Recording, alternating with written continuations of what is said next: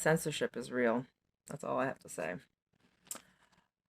So I re-listened to what I filmed in the morning, or sorry, in the afternoon, and yeah, a lot of the stuff I said was muted.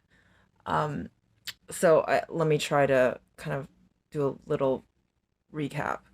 I was talking about this particular story.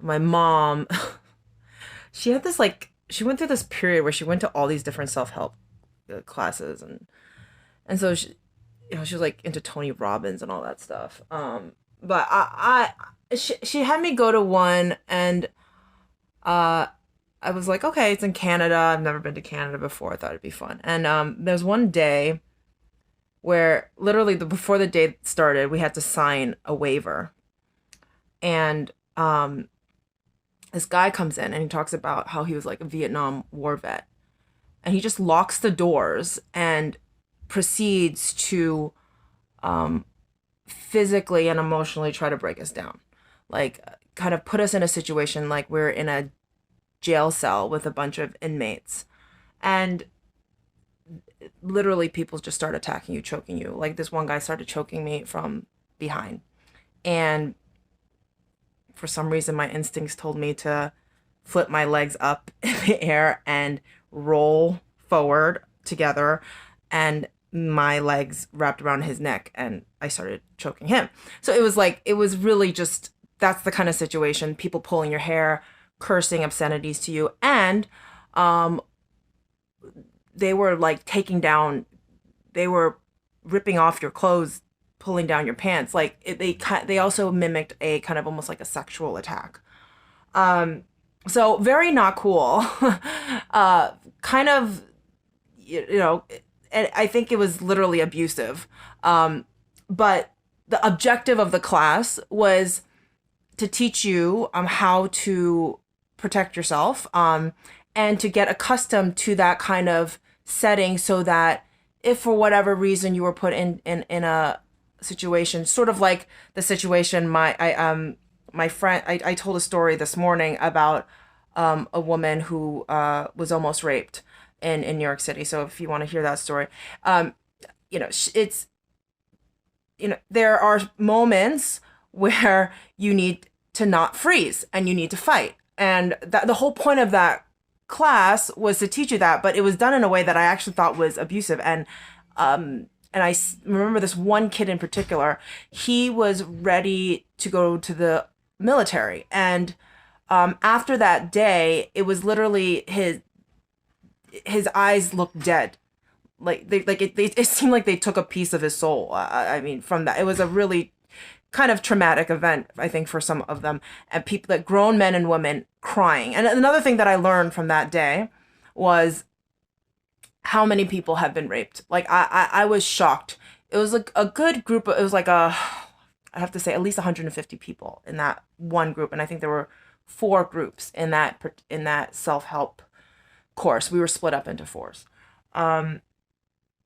And well, anyways, I don't exactly remember the number, actually. It might be 100 and over 100 people total for sure, but I don't know if it was like 100 people each. Don't really remember. Anyways, it was a while ago, but they were there was a bucket also, by the way, where they said you had to do all your business there. So we couldn't go to the bathroom. People were throwing up, puking, pissing in that bucket. Like, it was intense. And it was like under the guise of self-help, right? So they would blow the whistle at an occasion and give you like a self-help kind of lesson. And one of the times he blew the whistle, though, he asked how many of you guys were raped. And this was when we were like far along in the class, where people were really already broken down, and there were a lot of people crying. I think one person even was sent to the hospital for internal bleeding. And I was shocked how many people raised their hand, like over half, around half. And I thought, and maybe, okay, it was a self-help class. Maybe it was a bunch of people who were broken and felt like they needed to go somewhere to fix themselves. Maybe it was a particular demographic. But the fact that I was, for me, shocked how many men raised their hand. And it's sort of like the same thing with this case, the perception that male sexual deviance is more prevalent than female sexual deviance, and maybe that is for the most part true, but it doesn't mean that women can't conspire to do heinous acts. There's this acknowledgement that we don't acknowledge female toxicity. We focus on male toxicity, and of course male toxicity exists, but let's be real, female toxicity does too, and it looks very different from male toxicity. So the reason why I tell this story about this class I was in, I should say, I actually, I'll admit, I actually got a lot out of it. And so when I was attacked, for instance, say recently in the post office, I didn't freeze. I ended up beating the guy up. Like he started strangling me, and my instinct was to use my cell phone and as a hammer, and I banged his head. For those, so maybe even some of you were there on it was live. It was on live, Instagram live. Of course, Instagram, again, censorship, deleted that video where I literally captured the guy attacking me. And I'm trying to subpoena that as we speak. But, that was helpful. That was like, I'm in a way grateful for that horrendous experience. But that other kid who I told you was ready to go to the military and literally dead in the eyes after that day, he clearly could not take that. So that is to say, I've been talking about the past few days about training or raising our next generation to be strong and formidable and to be able to battle the potential evils of this world, or the inevitable evils of this world, that you have to look at the child. You don't. I think in school we say, okay, all first graders have to learn this, and then second grade, third grade. There's no customization there. So, I'm just, that is to say, some kids are ready to, or maybe, there's certain kids. What's another way of describing it? I went to boarding school, and for some kids, I think boarding school was very, very good for them. And for others, they were clearly not ready or mature enough to handle that. So you really, that is to say, you have to look at the kid, look at how they have developed. Some kids are more sensitive than others. So you want to be cognizant of that. You don't want to just throw kids into this like dangerous situation where they emotionally can't handle it. I just wanted to throw out that disclaimer. Okay, so let's go to the case. Day 10. When I walked in, my particular room had technical issues, so I walked in when they were talking about Annie Farmer going to the Phantom of the Opera. Okay, so Annie Farmer, she was 16 years old at the time. She was sister of Maria Farmer, who was in the Netflix documentary, by the way. Okay, she was the artist. Okay, so they went on a trip to New York with Jeffrey Epstein. That's the first time she met him. Okay, so Annie talked about how she saw a movie with Jeffrey Epstein and Maria, and Epstein sat in the middle, and they saw the movie Five Monkeys. And while they were watching the movie, Jeffrey Epstein proceeded to caress her hand, and then later proceeded to rubbing my shoe and foot and leg. And she described it as her being very surprised. She was very nervous, anxious, sick to my stomach. She did not tell her sister at the time because she was working for Jeffrey Epstein. She was, I think they met, this is somebody else told me this, by the way.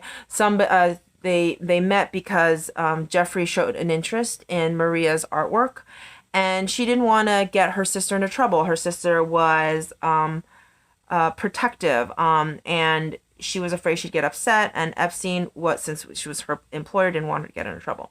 Okay, so let me preface by saying I think out of all the victims, this is sort of the closest to a happy ending, in the sense that I think what we're seeing with this particular story with Annie is that she could have very easily fallen into this trap that Carolyn for sure was under, and Jane, and Jane and Carolyn and even Kate, they had a family situation where very much the people around them enabled or did nothing to stop the abuse from continuing.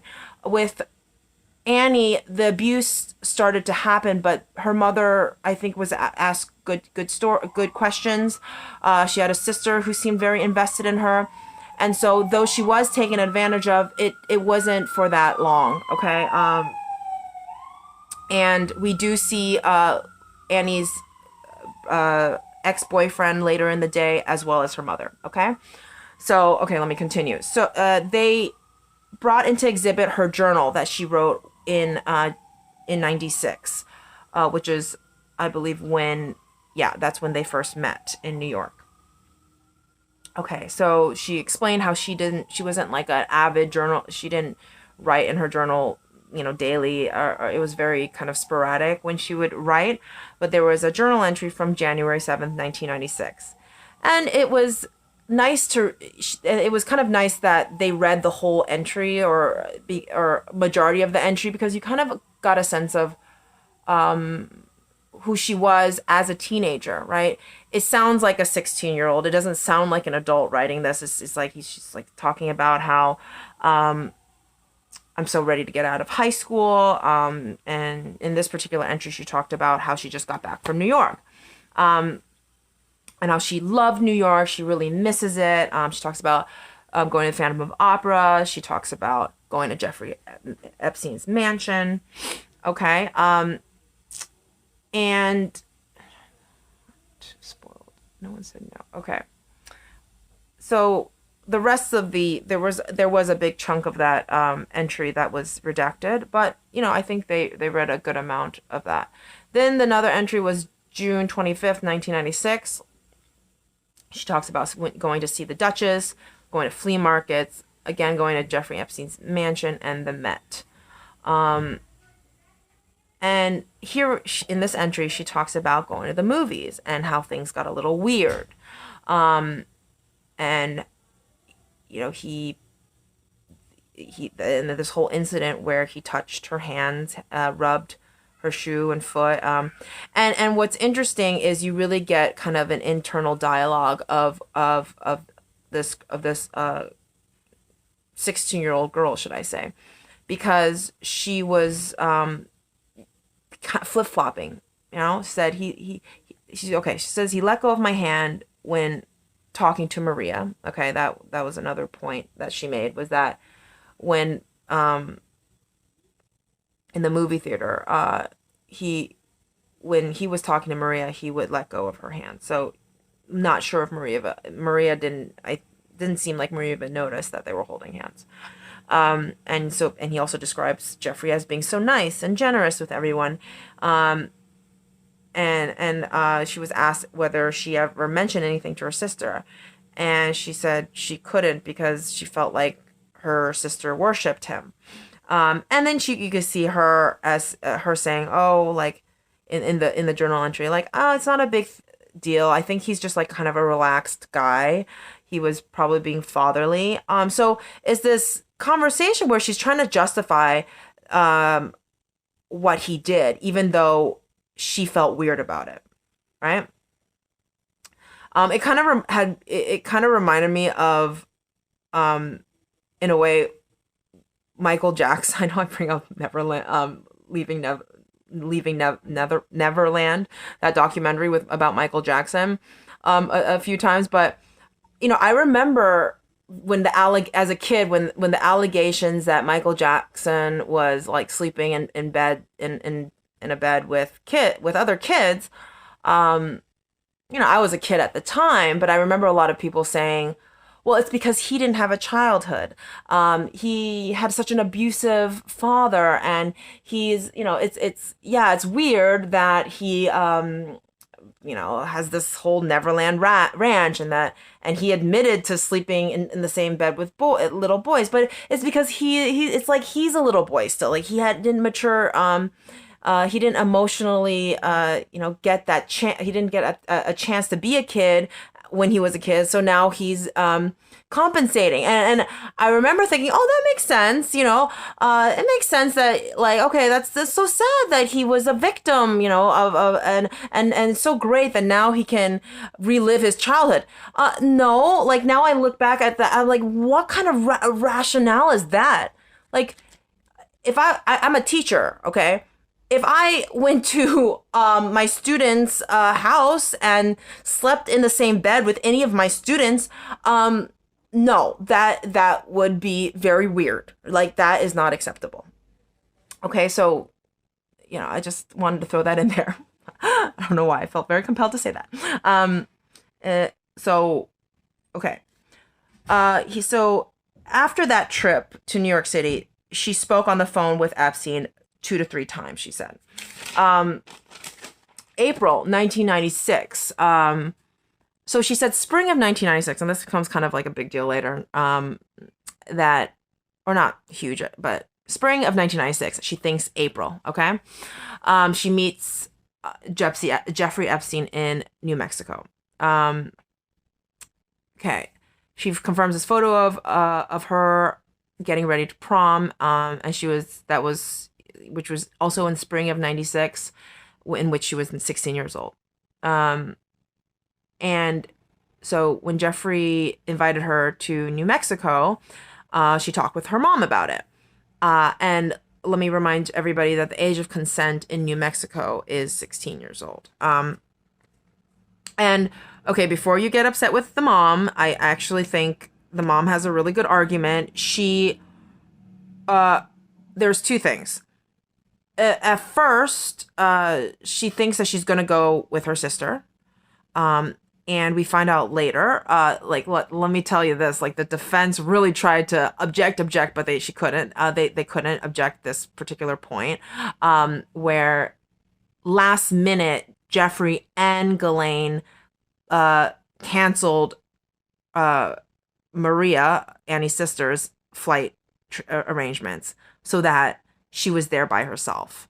Okay, and another thing, her mom was also under the impression that it was like a group thing where there's going to be other boys and girls who were gonna partake, and she was on the phone with Jeffrey. I'm saying this off of memory, so I might be saying this again later.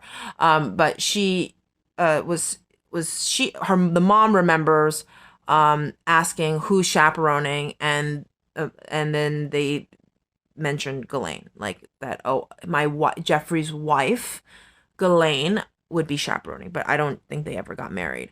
Oh, and here's another thing that I just don't want to forget, because I just thought of it. Carolyn was the one who said that she saw photos of Ghislaine naked but pregnant, and I kind of cheated a little bit. I was like, did she have any? I don't remember her having any kids. I don't remember her being pregnant. And I don't see any information about that. I mean, was she ever pregnant? I don't know. But anyways. Okay, so how did they travel to New Mexico? They flew commercially. Epstein paid. She traveled alone. It was a weekend trip, and her mom actually dropped her off and picked her up. Okay. And she does remember a man at the airport with a sign with her name on it and who picked her up, okay? And then she talked about the ranch, large property, desert landscape, different sections, and she talked about the residential area and this Western movie set. Like, it looked like a Western, and you could watch movies there. And she stayed at the residential area.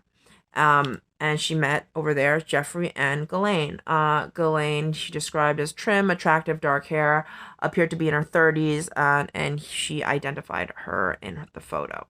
British accent, articulate, enthusiastic. Okay.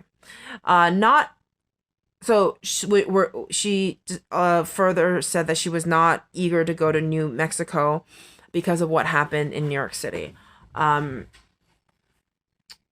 what made you feel uncomfortable? What made you feel comfortable? Object. Hearsay. Overruled.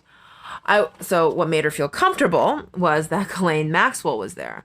And she was not comfortable if Jeffrey was there, was only Jeffrey there.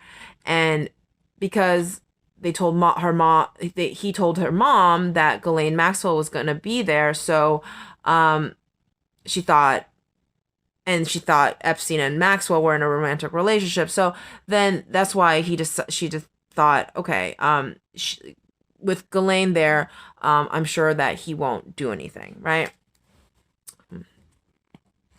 So they mentioned, did you do a tour of the complete ranch? And he goes, yes. But she seemed to only remember this kind of particular area of where she stayed, and that movie set.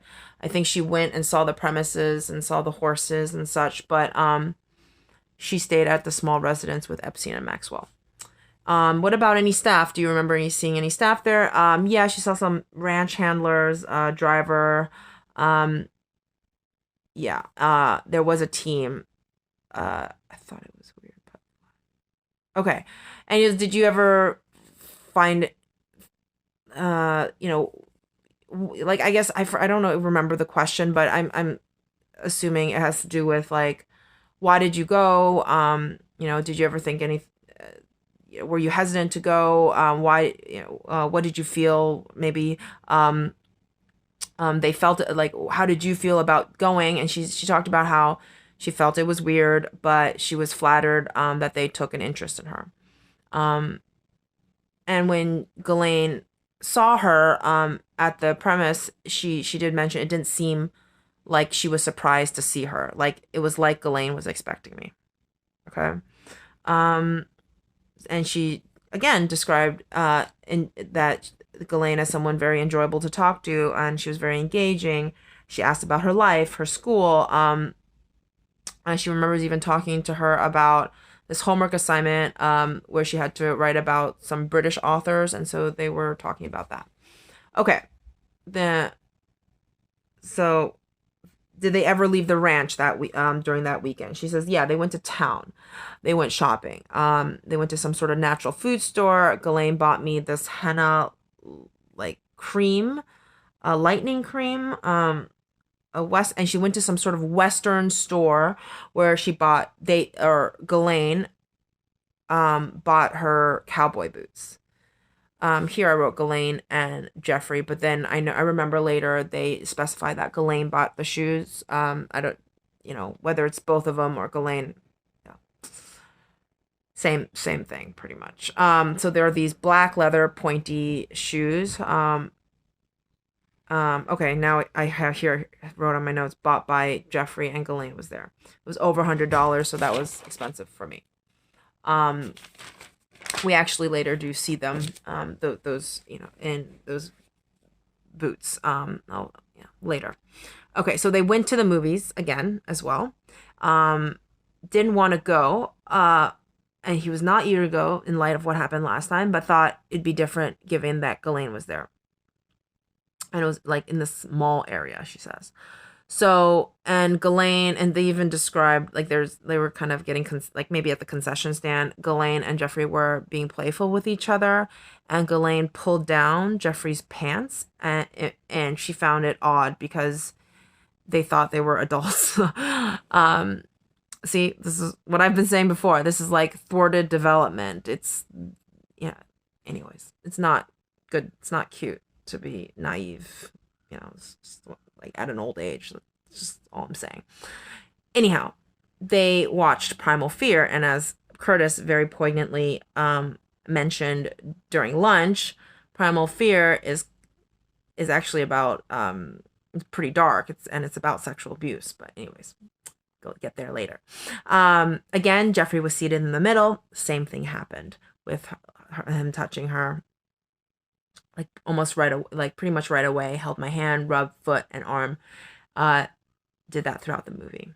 Jeffrey wanted to teach me how, okay, so then they get, I guess, home to the ranch, and Jeffrey, so Ghislaine says that she wants to teach her how to give Jeffrey a foot massage. She did one foot and directed me to. She took one of the feet and directed me, and gave the other foot to Jeffrey's other foot to Annie, and she directed her on how he liked to be massaged. And she said I did what Ghislaine told me. He made groaning sounds like he liked it. I felt uncomfortable. I did not want to touch his feet. And then Ghislaine asked if I ever had a professional massage done on her. And Maxwell offered to give her a massage. And did she do it? Yes, she did. They set her up on a table, and she described what the massage table looked like, and her hand movements kind of was more telling in a way than what she was saying. She was like, it was like kind of, she folded it, but you could tell it was that one center fold that was similar to the one that we saw in exhibit the other day. She talked about it having a padding. Okay. And then she described herself as being naked, face down. Ghislaine told me to undress, and she started rubbing my body and making small talk. Then she told me to roll over on my back, and then she pulled the sheet down and exposed my breast, and exposed her breasts, and she started massaging her breasts. She was frozen, surprised, really wanted it to be over. And she also remembers that when this was happening, Maxwell kept the door open. And she was fearful, and she had the sense, even though she can't confirm, she had the sense that Jeffrey could see me, but not sure if he was. Okay. And then the next morning, Epstein comes into her bed and starts cuddling with her. He laid behind me and pressed his body against hers. I did not do anything. And he goes, why not? She says, I was isolated with these two people. I didn't. And then this is when her voice starts. She's very stoic, by the way, throughout the entire thing. But this is the only time I heard her voice started to waver. She said, I was by myself. I didn't say anything, to get out of the situation. To get out of the situation, what she did was she pretended like she needed to go to the bathroom, and she locked herself in the bathroom. She just wanted it to be over. She thought they were interested in her and she tried to impress them. And that's what happened, right? So final conversation that she had with them was they tried to re-engage her about academic things. I'm sorry. So she tried to. The last conversation she had with Ghislaine was when I think Annie tried to re-engage Ghislaine about the academic stuff, because that's sort of the impression, her impression of why she was there in the first place. And she said that she seemed disinterested, and she tried to convince her. I think was trying to convince herself. Yeah, she's trying to convince herself that this was normal, or that this wasn't weird, right? Kind of like that journal entry we saw earlier. She flew home to Phoenix. Some driver. She says some driver brought me.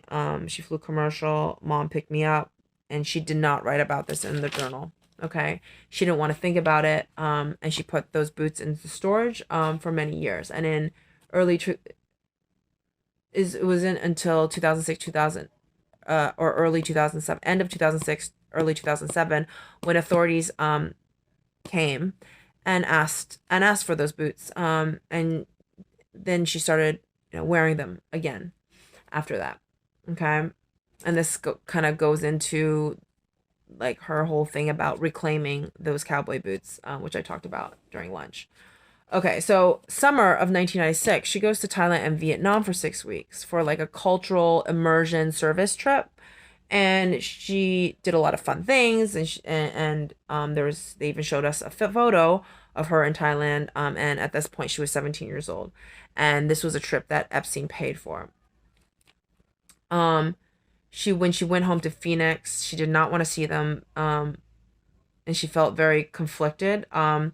About it because she was grateful that they gave her this trip and this opportunity, but the New Mexico experience was so uncomfortable that she was hoping not to ever see them again, and she felt actually guilty about it, which just shows you how psychologically messed up this whole thing is. Um, I first told my mom. Okay. So when was the first time you told anybody about what happened? And she goes, the first time was I told my mom how about feeling uncomfortable in that experience, but I did not go into detail. And then later, in the fall, she started dating Dave. I forgot his name. His name I have written. I'll tell you later. And he she met him at prom in spring of 96, and they started dating in the fall. Okay, then she was asked about media, like if her speaking to the media, and she said that yeah, the first time she spoke to the media, and she does admit speaking to them more than once, but the first time was in 2002, and the first time she spoke to law enforcement was early 2007, if late 2006. And that's when she told the FBI that Maxwell gave her a massage. Oh, and this is the point about what her reclaiming the cowboy boots. She said that it was like a very dark memory for her, um, and where she felt so taken advantage of from them both. And um, by starting to use them again, she felt that she was changing the narrative, reclaiming what happened. And, she now uses it. She's like, now lives in Texas, and she's like, I will use it to, dance the two-step. So, and you find out later that the defense is like, has a problem with that. Like, go figure, right? Um, Anyways, the first reporter that she ever spoke to, she said, was off the record in 2016. 2019 was the first time she spoke on record, and then there was confirmation that she never got paid to do any of um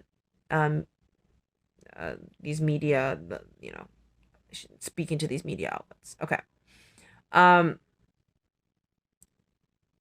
uh you know and she talks about how this was a shameful memory and you don't really want to put attention to it, and how if I can help anyone, you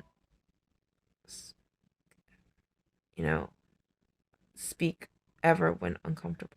Sorry, if I can help anyone, like, oh, so I guess it's like, why is she speaking out? She says, if I can maybe help anyone and share this uncomfortable experience, maybe it'll help somebody. That's what I'm assuming. Okay. So she spoke with the government 5 to 6 times. She sued Maxwell and Epstein fall of 2019 after meeting with law enforcement. They then go deeply into this whole victim compensation fund using the same argument that we've heard in other days, right? This fund was opened in early 2020. She was interviewed, and her attorney put together the material. She received $1.5 million, and her attorney worked pro bono. We find out later from the defense that I guess this lawyer that she had also defended some of the other victims, and how, even though they worked, yeah, it could be they worked pro bono for her, but then they maybe made money on the other victims. Um, they are saying that the money has been already wired into her account. It's settled. They dismissed the lawsuit against Maxwell, so this verdict doesn't affect her financially. Okay. Now the defense comes up. You flew out yourself, correct? Your sister arranged the flight for you, correct? Like, it's a lot of bit like this kind of repetition, which it reinforces the fact that it wasn't Ghislaine that arranged all these trips. It was, her sister or whatever. And then they talked about this like inconsistency in her report, one of her testimonies, where he says, you said that flying by yourself is not abnormal for you, correct? And she's like, I think that I could have said that because I would fly with my sister to see my father. But then they're like kind of rude, I feel. You told the government, didn't you? Like like it's like in September, what it's like they if I don't know, today it kind of felt to me like the defense was acting like those lawyers in a few brave men. It's like, what's the one with Jack Nicholson where he's like, you want the truth, you can't handle the truth. It was like so like that, but then there was no payoff. It wasn't like, it wasn't like this dramatic like, aha, I got you. It's like, okay, duh, that's what I felt today anyways. Anyhow, Maria's boss was Jeffrey Epstein, correct? Yes, Maria was 25 years old at the time. You understood that he could help you get into college, correct? And that you could pay for it, correct? Like kind of trying to, again, make her out to be like doing this all for the money, right?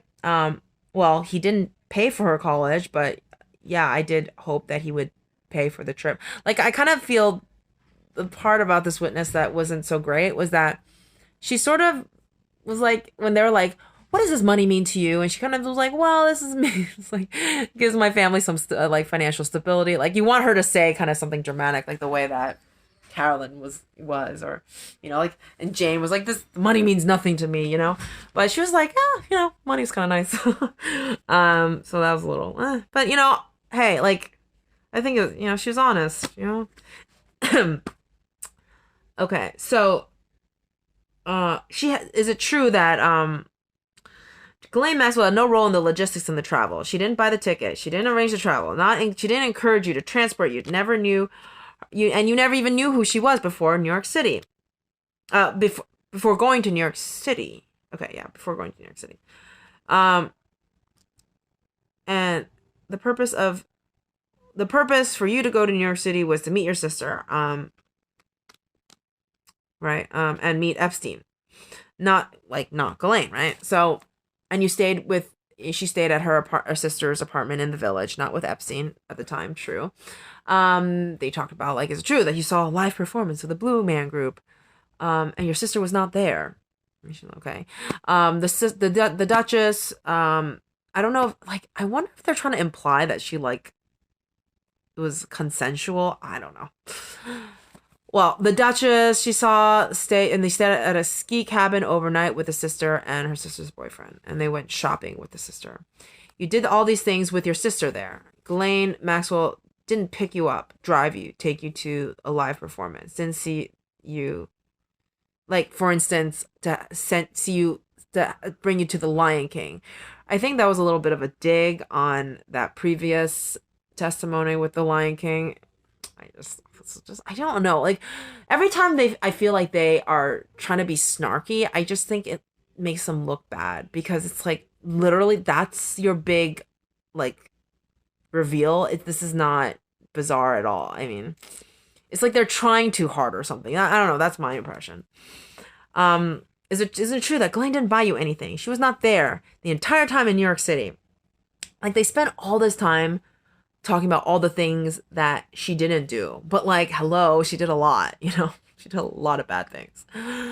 Going to Epstein's house, your sister was there, wasn't she? Kind of thing, right? Epstein talked about college applications abroad, maybe can help you financially, which he did. And you ended up going to an Ivy League college. I don't think it's with the help of Jeffrey Epstein. Jeffrey Epstein didn't pay for her college. But that's the thing, right? Maybe if she continued going, she would it's just that carrot and stick, dangling there. But and it's like, okay, the money, or here, I could pay for your Ivy League education, but like at the expense of what, right? It's just not worth it ever. Um, and isn't it true that you enjoyed going, watching the Phantom of the Opera? It's like, I mean, I just think this is so disgusting. Like, okay, you can enjoy the Phantom of the Opera. It doesn't negate the fact that you were totally sexually taken advantage of, right? At underage, for that matter. Ugh, so gross. Oh, by the way, did you guys know? I heard that the same law firm defending Ghislaine Maxwell is the same law firm defending Pfizer. It's like it's just, of course it's not illegal to work for or to defend these people, but it's just, how do you sleep at night? How do you live with yourself doing this kind of work? I mean, only if you really actually think that she's innocent. If you really think that Pfizer is just this amazing organization.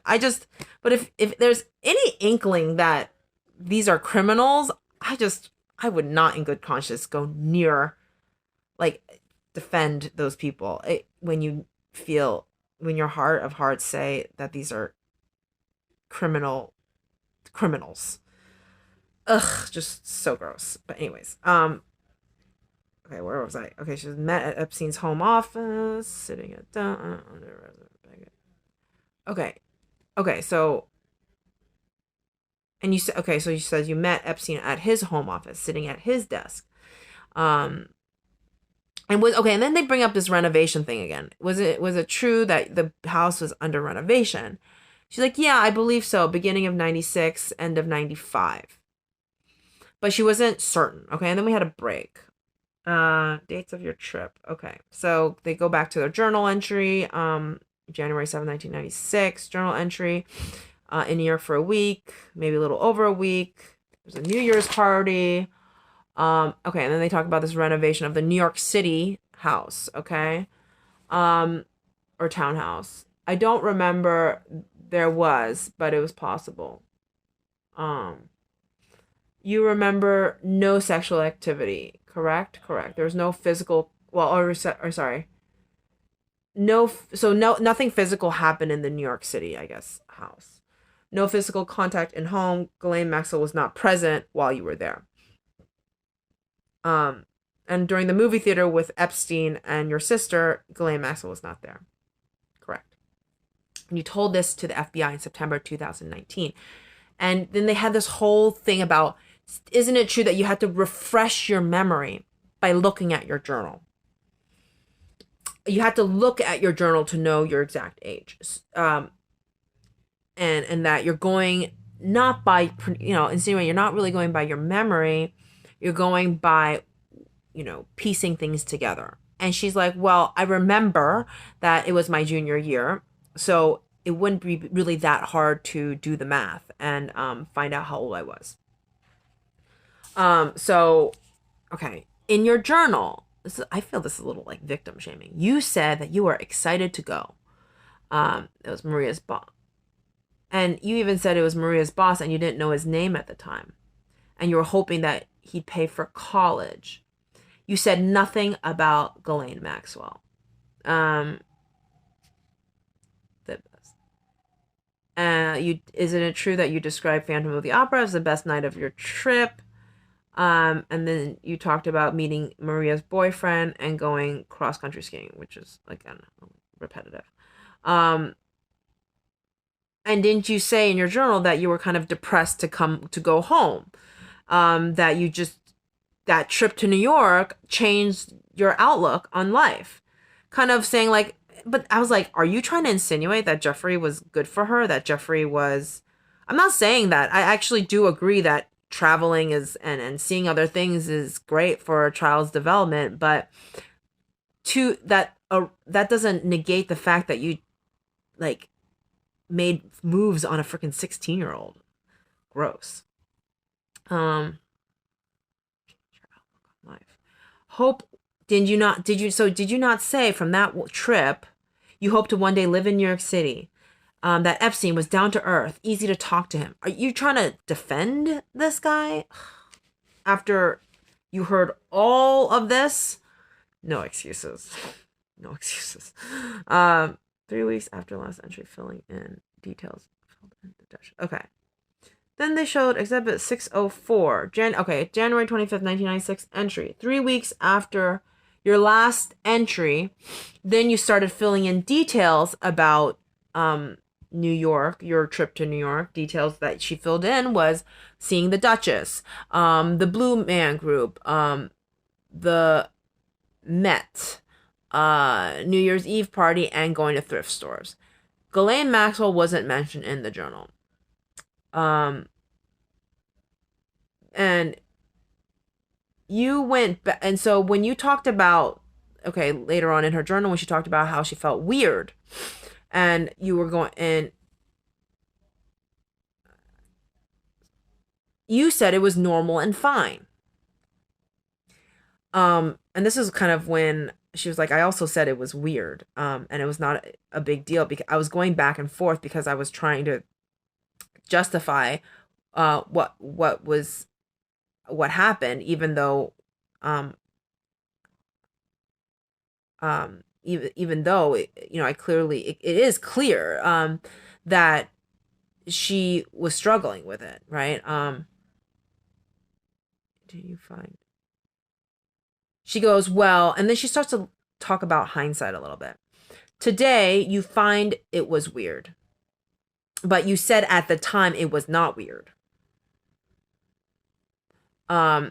Looking back, memory today versus your emotion from 1996 is, and that your memory has colored in details of New Mexico and that trip, because the whole argument is because after she talked with other victims, after she saw, TV shows, and this all colored her view of what happened, and that the truth of the reality is at the time she didn't think it was weird. Oh my God, you have to be an idiot to not see that she was a 16-year-old conflicted girl who was like exhibiting classic case of Stockholm syndrome. Okay. Your memory color, what may not seem weird in one moment, in hindsight can seem weird. Journal does not mention Ghislaine. Okay. And later journal you had, okay, so she had another journal when she went to Thailand, right? Remember that Thailand trip? Okay. That Jeffrey paid for. So again, in that journal, she also did not mention Ghislaine. No journal entry about New Mexico. Correct?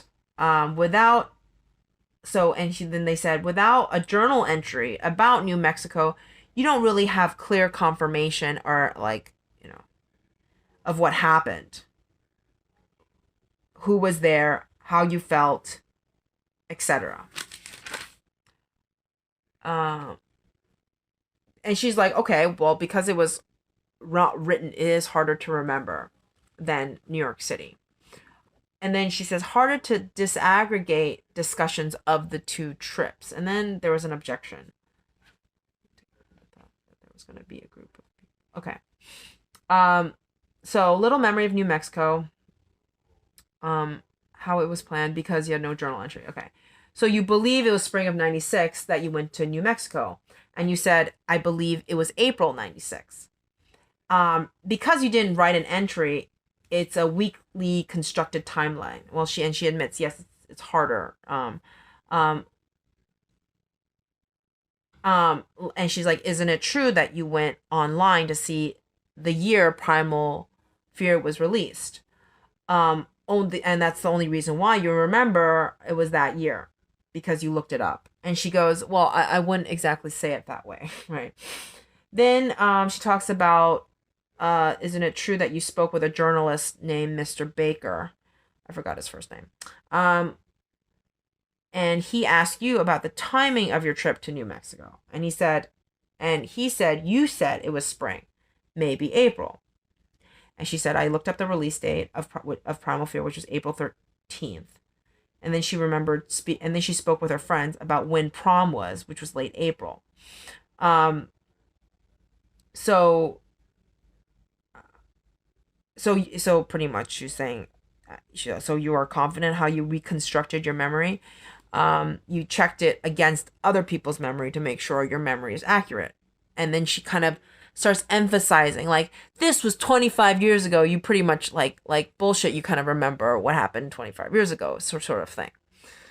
And then they talk about Thailand, the Thailand dates. And I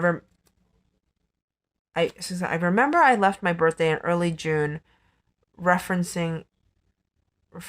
Okay, so. Sorry. I left at my birthday. So she tells Mr. Baker, this journalist, that she left to Thailand and Vietnam. I guess just Thailand. I'm sorry. She does go to Vietnam, but I don't know. But I think they just said Thailand. I remember I left at my birthday in early June. You're sure? Summer of 1996. And she goes, yes. And I'm sure there are documents like your passport, that can verify this. And she's like, yeah. And she also went on this trip with this group, a nonprofit organization called Global Group. And she's like, there's pretty documentation out there confirming that with them too. And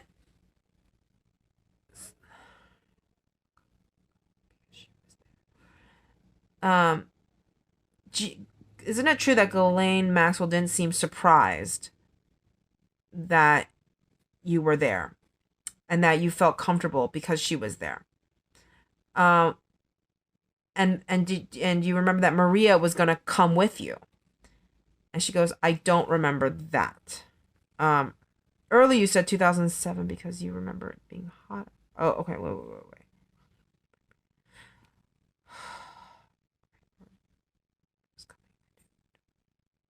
That's what I said. So, okay. So there's this FBI interview that she had in November 15th, 2006. And it said originally Annie was coming, but I don't remember, but okay.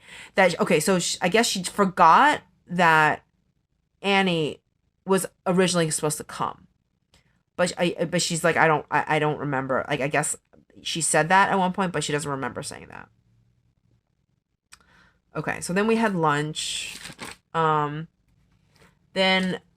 didn't talk to Epps. So after going from home, she was in Arizona and back to New Mexico. She didn't talk to Epstein. Epstein didn't. Let's see. Mother. Okay, sorry. So she found out about New Mexico actually through her mother. You didn't know the logistics of how you got the tickets, etc. She goes, no. Ghislaine never said, I knew you were going to be there or that I arranged your stay or travel. Okay. And she's like, true. Yes. And then this was like, you find out later why this was like a big thing. Thought your sister came with you. You thought your sister was going to come with you. Objection. Sustained. Ghislaine did not transport you, right? So the reason why, and I think I already explained this, is that the reason why this was a big deal that the sister came, like whether the sister came or not, because last minute Ghislaine and Maxwell canceled her trip, so she was originally supposed to come. You saw flight logs in relation to this case. She's like, I don't know. Do you know that you're not in the flight logs? I never reviewed the flight logs. Okay. Do you recall Chef at the ranch? She says, I don't remember him, but it would make sense if there was a chef there. Then they showed her this 2006 document, a conversation with the FBI. I see as part of the notes, that the chef was preparing meals for three of you. You don't have that memory today. She goes, yes, I don't, like, as in I don't have that memory. What about the others on the ranch? No memory of their faces, not really. No photo shown of those working on ranch. Like, she was never shown any photos of people working at those ranch. She's like, no. and then they talk about this residence that she stayed in. You didn't stay at the large Zorro Ranch while you were there. No. She says she saw photos, but not what you saw and where you say. So, I guess I knew there were other. She's so she was kind of, she is like, in this point, she's like, she doesn't really remember, other parts of the house so well. Because she stayed in the smaller residence. I knew you were, and she's like, I knew there were other buildings, but she just doesn't have a very clear recollection of other parts of the ranch. And she says, and then they kind of go at her about that. They're like, you said you went on a tour. She goes, yeah, but it was like outside, and I saw the animals. I don't really remember the renovations. Horseback riding. Okay, and then there was this small inconsistency here, which again, I don't find this very important. But she was like, at one point said that she went horsebacking multiple times, but now she doesn't really recall more than one occasion. Okay. So in 2006, she supposedly stated that she spent a significant amount of time horseback riding after buying those cowboy boots. So she got the boots, she was saying, well, you can obviously go horseback riding without those boots, but she got the boots for the horseback riding likely, and then she kept them for 25 years, and she now chooses to wear them. FBI came to pick up those boots in Texas, June 29th of this year. And then this is when they give her this paper bag, and inside were the boots. And she goes, are these boots your size? She's like, well, they're a little smaller than my current size. And then they just like hold her. It's like, oh, yeah, the heels are worn in, the toes are scuffed. It's like, you never said to the government before about this reclaiming your boots, right? They asked if I had them, and then she's like, well, they asked them if I had them, and later I found them, so I started wearing them. It's like, this is not weird to me. I don't know. But then she goes, you decided to wear the evidence? It's like, stop being so dramatic. Jesus. This is the first time you started talking about reclaiming the boots. Ridiculous. She's like, well, I did explain why I didn't wear them previously and why I'm wearing them now. I wear them to go two-stepping. Yeah. Okay. So, like, I don't. They start talking about is it true they had holiday decorations up when the agents came? Like, who cares? Okay. I don't know. Maybe. Okay. I'm saying it because maybe in the future it will be important to the case. I don't think so though. But anyways. So they talk about the New Mexico movie incident thing, and it was at that being more blatant than the one in New York City. Ghislaine didn't and she's like, is it true that Ghislaine didn't necessarily know he did this, and that there was no touching of genitalia or the breasts. And then they go to Ghislaine massaging the feet massage thing. Do you remember saying, like, isn't it true that the foot massage wasn't sexualized? Like, wasn't, like, and she's like, no, that's false. I would say it was sexual. But no one, there was no, like, no one touched my genitalia. Like, yeah. So speaking with the government, May 9th, 2020, prosecutors and FBI agents and attorney was there. Don't remember if it was in person or on the phone, she says. But yeah, she did speak with the government then. The note was described as not... Okay, so I guess supposedly she said that it was described as not sexualized. But then she was like, okay, somebody else wrote those notes. I do not remember saying that.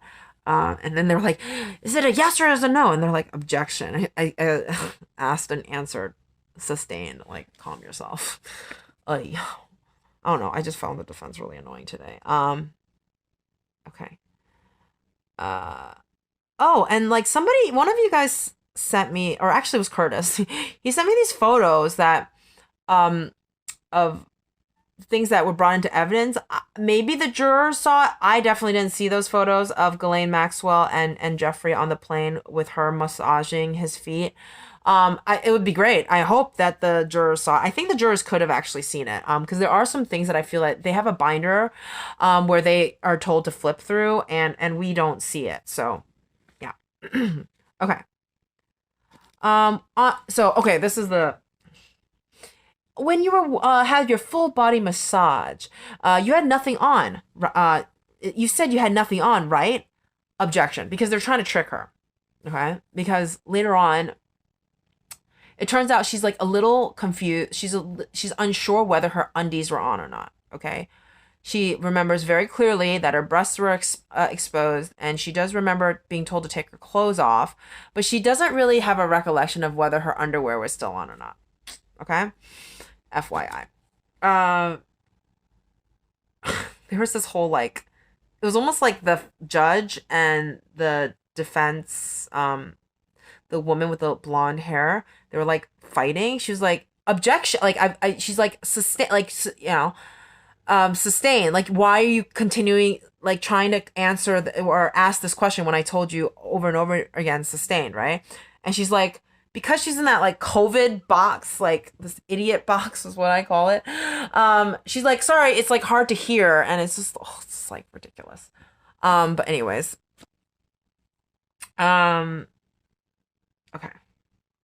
okay, then Mike Baker.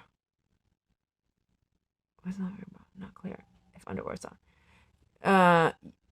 I guess she's maybe supposedly told Mike Baker in 2019 that I was not wearing a bra, and you weren't clear if the underwear was on or not. And Maxwell asked me, but it was clear that Maxwell asked me to undress. That's what she said. And it was and then it was very clear that my breast was exposed. Not clear if your underwear was on or not, correct? My best recollection is I was undressed. Ghislaine massaged me, did not touch my nipples. And there's no journal entry about that. No written recollection of massage. You did not think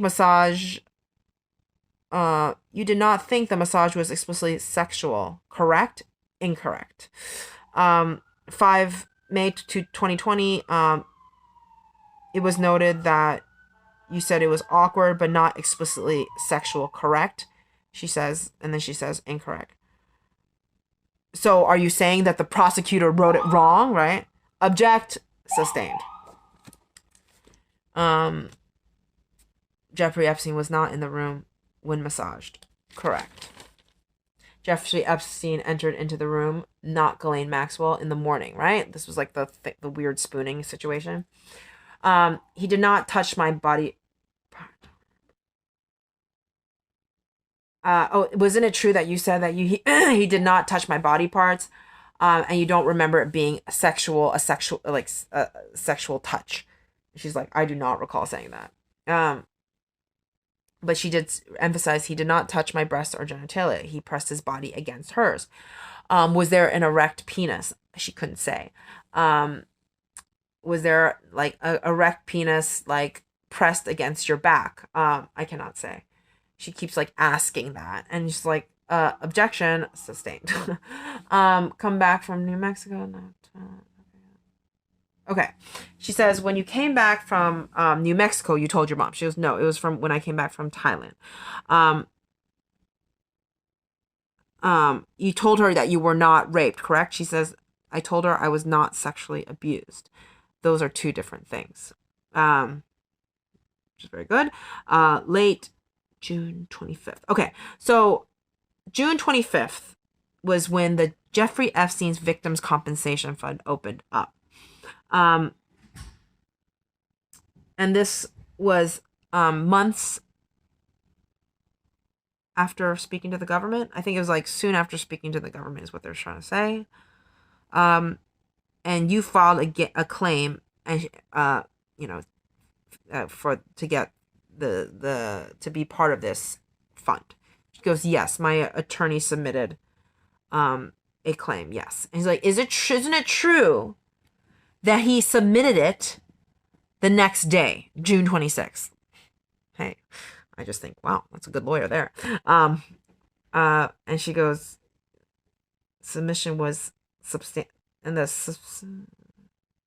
And she's like, oh, isn't it true that the submission was substantial? That was around 3,000 pages. And she's like, well, I've never seen it. She's like, let me direct you to page 12 where you initialed it and page 13 where you signed it. It's like, okay. And then she started reading this disclaimer, right? Which she kind of did this another time with I think Kate. She's like, you understand, like, please, can you, she has her read this disclaimer pretty much saying if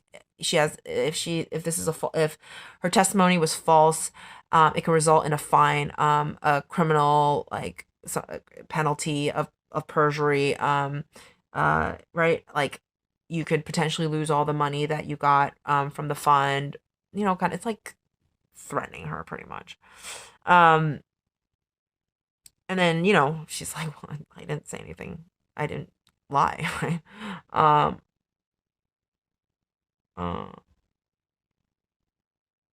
Okay. Okay, and then they made this whole thing about the way the claim was made. So there was I guess it's like we couldn't see it, but I guess in the claim it says something like, okay, where did the sexual abuses occur? And there's like movie theater, and it was checked off. And then there's a description. You could write a description of what they mean. And she was saying, so you're saying holding hands is sexual abuse? I think that was so dirty. Like, yeah, it was sexually abusive. I mean, it's tough because, if your dad, like my dad, the one thing my dad knows how to say in Chinese is la la shou, which means like hold hand, but it's like a cute thing, right? It's not anything. It's like, crossing the street. That's innocent, obviously. But caressing his that whole thing was so creepy, clearly. And now she's this defense lawyer. The defense attorney is now saying, Menninger, I think is her name is. She's just saying, so you're saying that's sexual abuse, holding somebody's hand? I think that was just, I don't know. I think that's kind of sick. Sound like that wasn't. Okay. My abuse was well documented, as well, she says, I think. Isn't it important to be consistent? She goes, of course. You said Mr. Epstein kept saying how good the massage felt. I guess this is, and she's talking about the claim that she filed. She's like, I'm not sure what my attorney wrote, but I conveyed that, yes. May of 2020, not what you said. You said you don't remember being sexualized. Objection sustained. Massage in New Mexico. She describes again as being on the chest, upper breast. Victims Compensation Fund said that you were groped. I don't see that. And then she kind of saying, you said that she touched your chest and upper breast. In the Victims Compensation Fund, you said that you were groped. And her response was, I don't see that as different. You said chest and upper breast, and you testified that as sexual. She goes, yeah. You said, and then you talked about Epstein's arms around you. And that you don't remember feeling a penis. And I said, I don't remember feeling an erect penis. Okay. Objection sustained. He rubbed his genitalia on you, you said. She goes, well, yeah, that's not inconsistent with what I said earlier. Ghislaine Maxwell seemed disinterested in your school project. You never mentioned that to authorities. Well, it was never really, she didn't come up in conversation there. Kind of similar, a little deja vu moment from Carolyn. You accepted the money from Epstein to go to Thailand, correct? She goes, yes. You touted yourself as a survivor of sexual abuse on podcasts, TV shows, blah, blah, blah, blah. Yes. And you've gone to court and met with other Epstein's accusers, and you've been on TV to talk about it. And you hired attorneys in 2016. She's like, to defend or to, I guess, file this claim. She's like, I'm not sure if it was exactly when that was exactly. You don't know the arrangements that you've made with your attorneys? Do you know how much?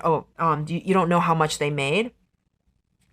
So pretty much she's saying like, she got those lawyers. Her lawyers worked for her pro bono, but I guess they made money through the other victims because they were defending other victims.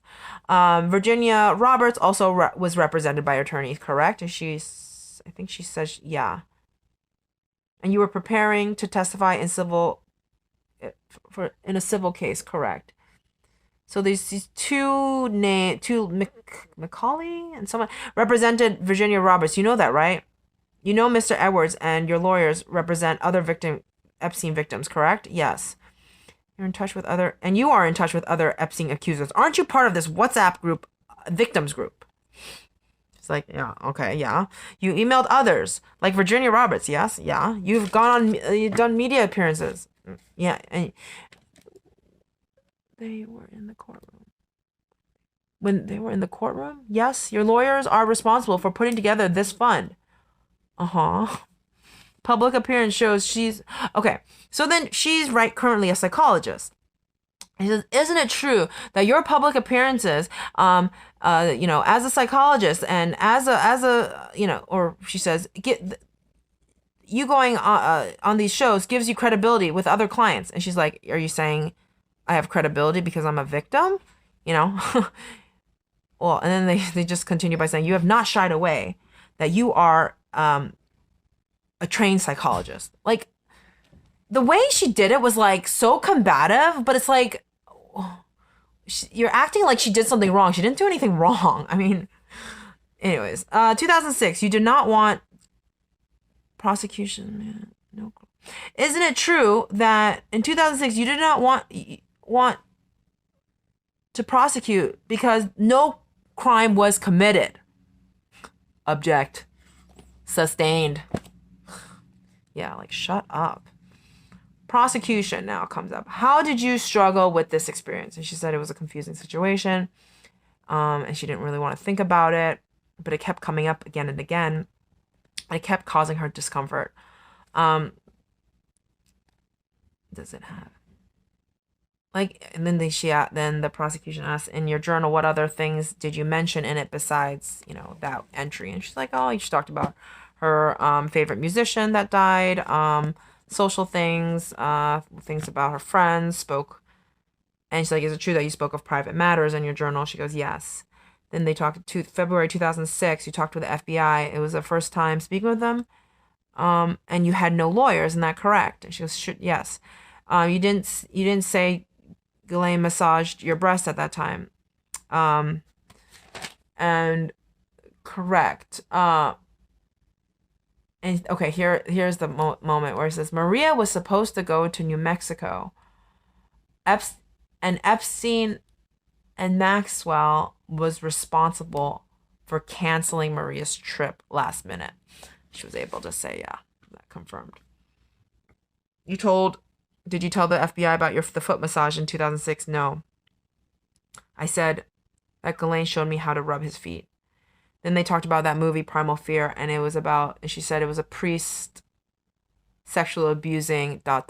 Well, there's sexual misconduct on the screen with actors. Then she talks about her public interview. She's given around 4 or 5 interviews. And what you said there, was it consistent to what you said today? Object. Were you telling the truth? Yes. Have you corroborated with others about this? I don't think so. Anyone else tell you what to say? No. Okay. Why are you here? I'm here to help Ghislaine, to hold Ghislaine Maxwell accountable for the harm she has caused. Yeah, and then, okay, they mentioned this again in 2020 when the first time she spoke. The first time when she spoke to the FBI in 2006, she had no lawyer. the award received was already received, right, from the Victims Compensation Fund. And this was like kind of I wish she answered it a little better, but anyways, what can you do?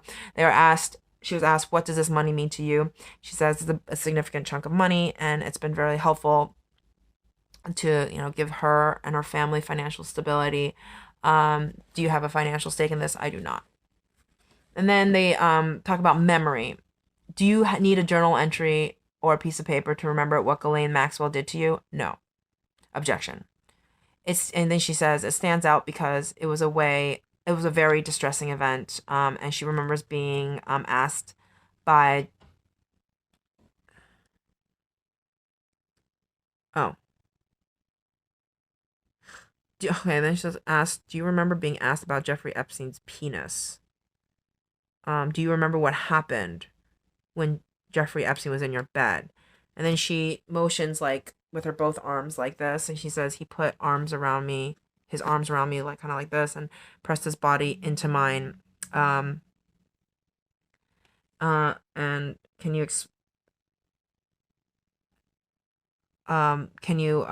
would you explain this experience?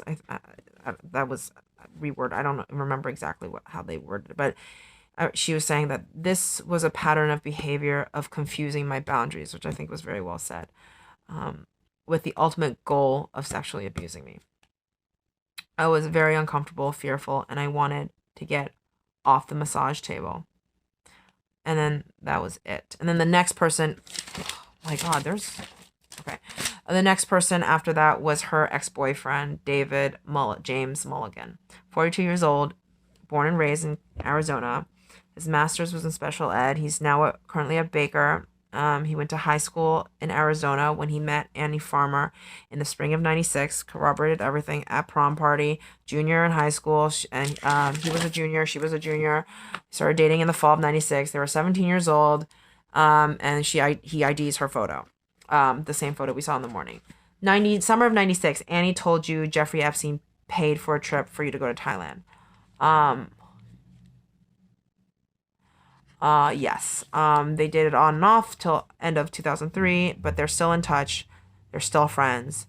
They contact each other around once a month, but they did not talk about the testimony today. Annie lived, he explains that she lived with her mom and her sister Ashley. Her mom was single, always working and struggling to make ends meet. The reason why she went to New York was because she went to see her sister Marie, sorry. That's where she met Jeffrey Epstein. Said that they saw a show with her sister and Jeffrey Epstein, and Jeffrey Epstein was seated between the two sisters, and he reached out to touch her leg and she felt awkward and confused. Jeffrey Epstein provided to her. Oh, because Jeffrey Epstein, provided an opportunity to advance Marie's artistic career. She never spoke. She never said anything. Trip to New Mexico. Okay. Then talks about, what did she say about the trip to New Mexico? That she says, yeah, I remember it was like fall, winter of '96. She discussed it with him, and she mentioned it more than once with him. She told me over time what happened. And this is very telling also, and why is it that she brought it up? And it's because they were starting to get physically intimate, is sort of when she mentioned it to him. So this is the other thing that I remember my friend telling me about, was that because your boundaries are confused when something like this happens to you at a young age, that going into a sexual or intimate, becoming physically intimate with somebody can kind of trigger, negative emotions, and it could be scary to get intimate with even somebody you trust when you've been violated. Okay, something I just want to mention there. When we're being intimate, so yeah, and I thought this is, I mean, it's an important, I think, not necessarily for the case, but I think it's an important point that it was when she was being intimate, it would that these traumatic events would be brought up, which just shows you also that it was indeed trauma. Because if it was not traumatic, then this wouldn't maybe these conversations wouldn't have been had, right? So New Mexico, he went to, okay, so he explained how she went to New Mexico just before they met, and she told him about how she stayed in Jeffrey Epstein's ranch. She had her own bedroom at the ranch, and she spent time with Ghislaine and Jeffrey, but that no one else was with her, and she was expecting to find other people her age there, so she was shocked that she was the only one. She thought it was going to be like this enrichment weekend of sorts, and upon arrival, she realized she was the only one there. He described the way she described to Ghislaine to him is that Ghislaine was pretty and she was nice, and that they spent a day around town, and she brought her to buy cowboy boots, and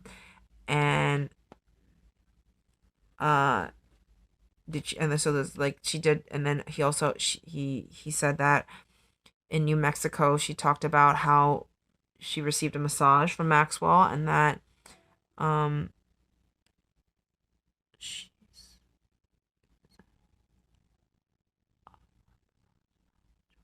how Ghislaine wanted to give her the opportunity to experience a massage for herself, and that she was going to really love it.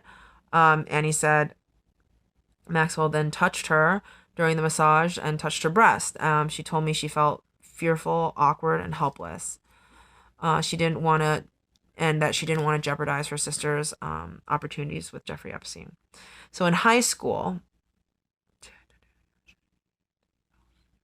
okay, and so did Annie mention anything else that happened, like in the bedroom?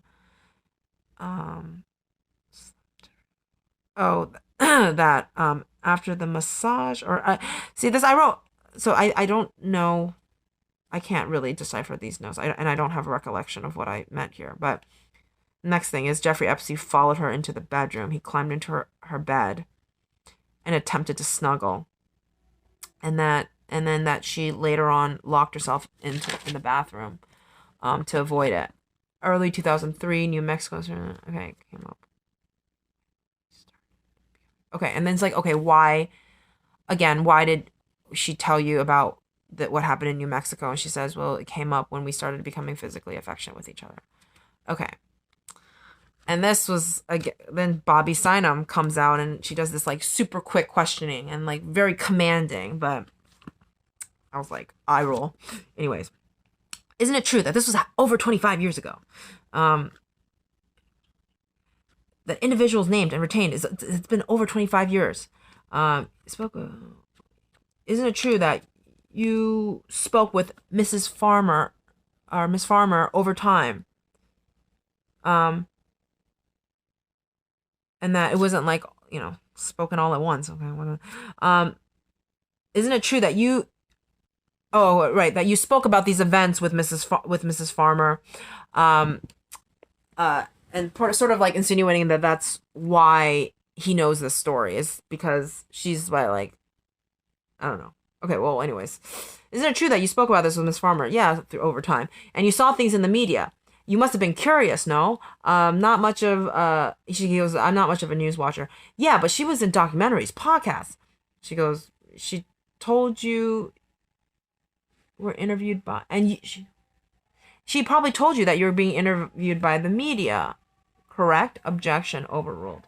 She told you she was in touch with other individuals.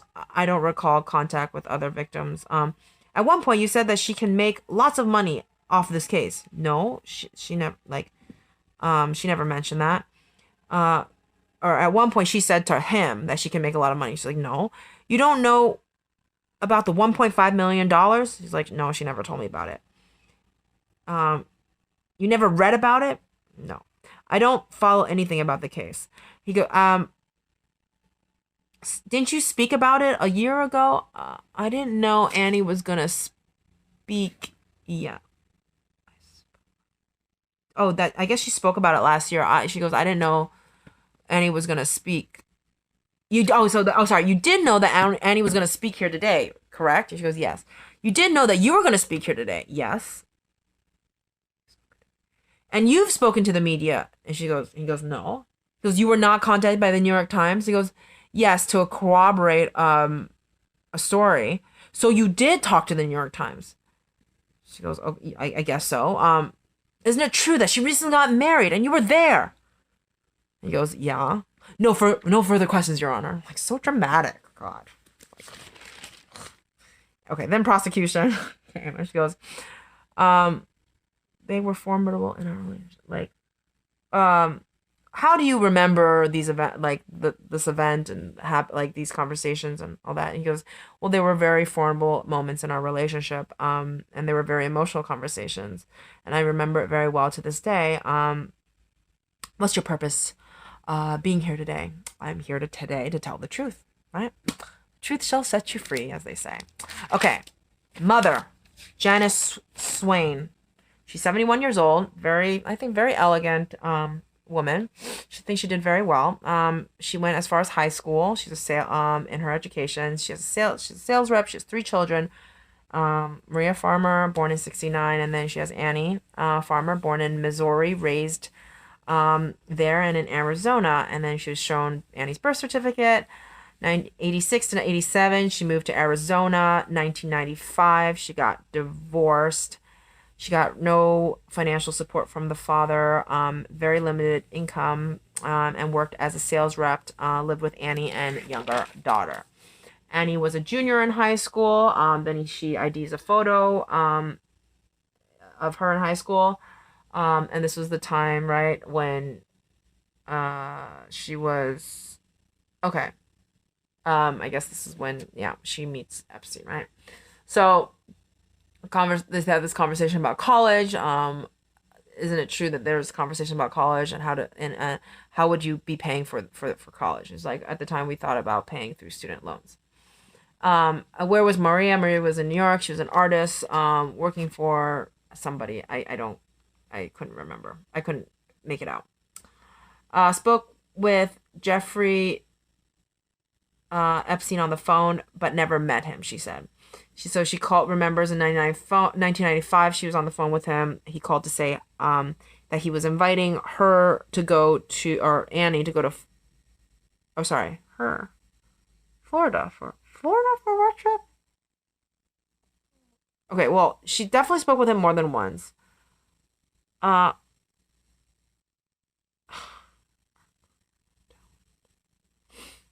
Okay, I wrote here Maria. Okay, I guess in 1995, I guess they talked about Marie Farmer.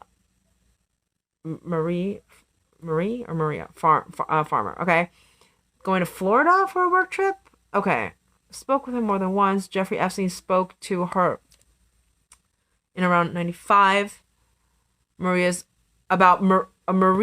art career and talent. Okay, so that's the older sister, right? Not Annie. And she has this understanding that she's Marie's boss. She called before Christmas holiday. And then he called again before Christmas asking if Annie could come to New York City as a gift to Marie. Okay. Is it Marie? Maria. Oh, God, I'm so bad with names. I'm so sorry. So anyways, if I was a mom, I would be like, oh, that's amazing, right? You guys, Annie was saying, and he also presented himself as somebody who can help guide her, in her college, applications, and that he can introduce her to people who could help her. December 95.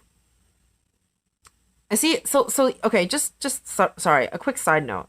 You see, like, as a mom, like as a mother, I feel that you can understand why she sent her kid to New York City, and that's when you have to. So there's the you keeping your kids safe, but you still have to let them go. You still have to let them be free and develop on their own. That's why you have to teach them to be formidable, right? So the point of being a parent is not to just be in this overbearing helicopter mom and keep them safe. You have to let them go on these adventures. I'm not, even though what proceeded afterwards was horrible, but that's why I think it's really important to be discerning as a parent. I mean, it's so difficult in these situations, right? But that's why you want to hope for the best and train your kid to know how to hold her own and when they're by themselves. They have to learn how to be independent. They have to, I left the first time I had to, when I left my mother, I was in 6th grade, right? I moved in with my father, but into Tokyo, but I haven't lived with my mother since 6th grade. That's sort of when I had to say goodbye. So it's not, part of it's luck too. Luck is a factor. Let's not forget, she was really unlucky, right? Who would have thought that just of all people, she ends up going on a trip, or her sister ends up being hired by this prolific pedophile, and that of all things that she was struck the liking of this pedophile. It's a mix of there's just no guarantee in life. Let's just say leave it at that. Okay, sorry. Off her New York City trip, and she gave him permission. December 95. Okay, a good opportunity for the sisters to be together, right? Annie was a junior. There's Christmas break, and she had the time, and it was a great opportunity. And Annie didn't mention too much about it. She didn't mention going to the movies. Annie later went to the ranch in New Mexico, and he called and told her a group of 20 to 25 students that were academically gifted were going to do work on their resumes to go to college. Then she asked him if he had enough space to house all of those people, and Jeffrey said there was. And were there going to be boys and girls there? And he goes, yes. Then who's going to be chaperoning the girls? And he says, my wife, Ghislaine. So she thought it would be a good opportunity for, and that obviously he was going to fund all the students. And he trusted her. She trusted him, I mean. So he paid for the trip. Jeffrey paid for the trip, did not speak ever to Maxwell. Correct. Okay. Or meet her. No. Okay. So spring 96, she went to New Mexico. It was Friday night to Sunday night. I took her to the airport and picked her up after, the trip was over. I didn't speak with her while she was there. She came home with those boots that Ghislaine, he said that Ghislaine took her shopping and bought it for her. Annie came home quiet, was withdrawn, and she seemed tired. Did you ask her about the trip? I tried to talk to her more than once about the trip. She said she was too tired. Summer 1996, the trip to Thailand and Vietnam. She worked at an orphanage, and she was, I guess, I don't know, I wrote school. I don't know if she worked for a school or she was just going to school there. Anyways, I asked her about New Mexico. I don't want to talk about it, she said. But then she says, I don't want to talk about it, and I don't want it to ruin my life. As a mom, that should be a warning sign, right? She said that twice. She actually said,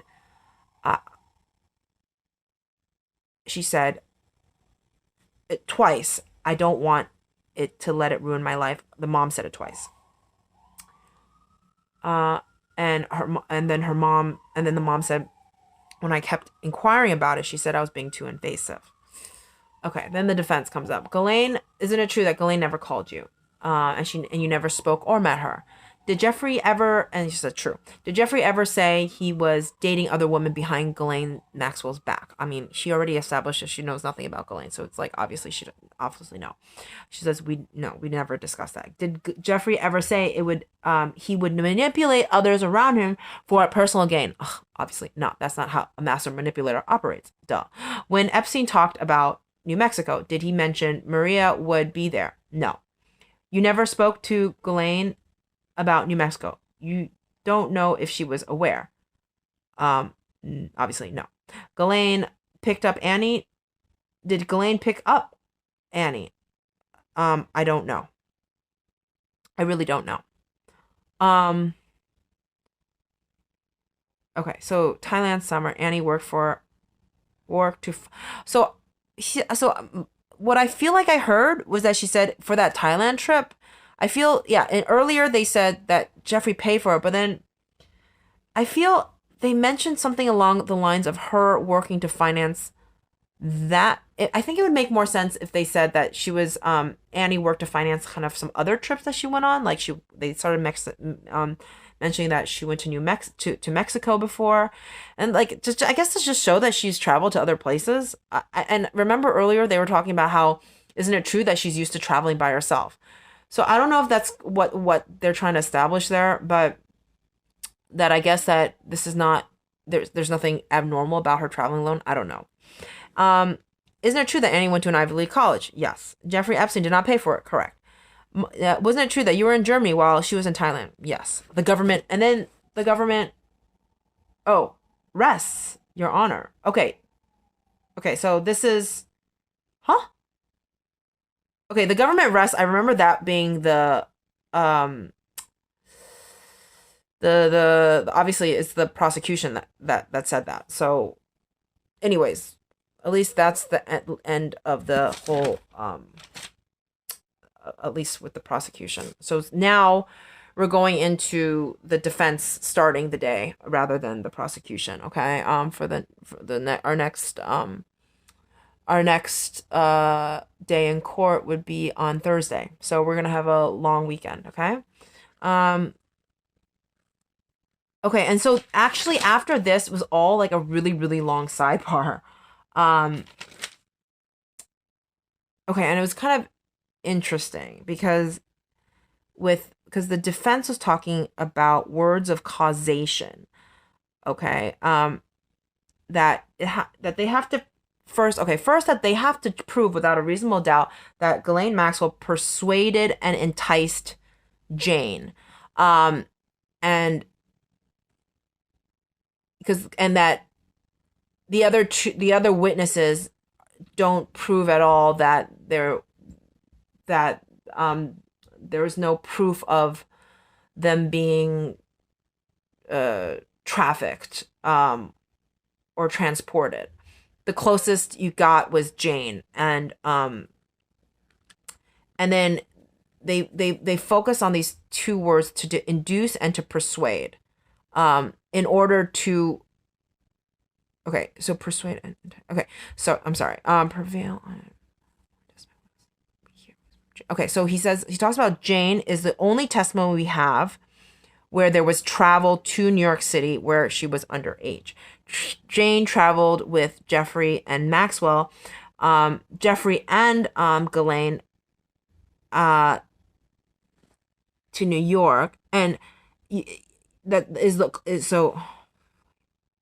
I'm sorry, this is a little different. This is a little confusing. Maxwell sometimes arranged the travel, you know, and that when already in New York City called because she couldn't get on the plane. Okay, so the only testimony we have for Jane's travel to New York City was that Jane traveled with Jeffrey and Ghislaine, and that Maxwell sometimes arranged the travel, but and that when already in New York City called because she couldn't. And the only other testimony that could potentially corroborate that there was, I guess, underage trafficking was that she was 15 years old and had no ID and she couldn't get on the plane, and Ghislaine made it happen for her. But that's not enticing or encouraging travel. So they're pretty much arguing that that's not sufficient evidence. And that to induce, and so they brought up the dictionary definition, and I thought this was interesting given in light of how Webster Dictionary very recently this year has changed the definition of vaccine and anti-vaxxer. Definitions are important and they're even used in law. So when we start changing definitions, it's actually very, very dangerous. So they go on here with dictionary definition of induce, which means to produce or cause or to lure somebody. And to persuade is to prevail on or advising or again urging somebody. And these are all words of causation. And those and that Ghislaine did none of those things. They were simply traveling with someone. She was just simply traveling with someone, and she was present, but she was not by any means inducing or persuading, or even arranging. And the closest she got was arranging the traveling for some people, and that's done by an office. And she was like acting like an administrative, like in an administrative role, and she was just like a travel agent, right? And there's no proof of conspiracy. There's nothing else. There's no proof of conspiracy either. And then the prosecution comes up and says Jane was not in New York by accident. And the verbs that you're using are just a very, very narrow definition of the word, because you have to look at it in context of the relationship that she had with Jeffrey, and that they played, and she and Ghislaine played on the victim's hopes and dreams and desires through a multi-year period. The way that Ghislaine developed a friendship with Jane by giving her gifts and sending her on trips, and this was like this was indeed a coercive control over Jane, and that this argument for enticement was met over a long year period, and that furthermore she was aiding and abetting Jeffrey Epstein by knowing what he did, by interacting with him, by being in the same room as him, and by knowingly associating with him. All the inferences are there on count 1 and 2. Okay, so that's it for today. All right. I'll try again going on live. I'll try a few more times, but recently I've had a really tough time with going live, unfortunately. It is going to be a little more difficult to be able to post this, because the good thing about live is you could post like 1 hour videos, and obviously these lives are going through my notes is long form, so this unfortunately has to be broken up, I believe, in 20-minute increments, but at least we're not being censored. Okay,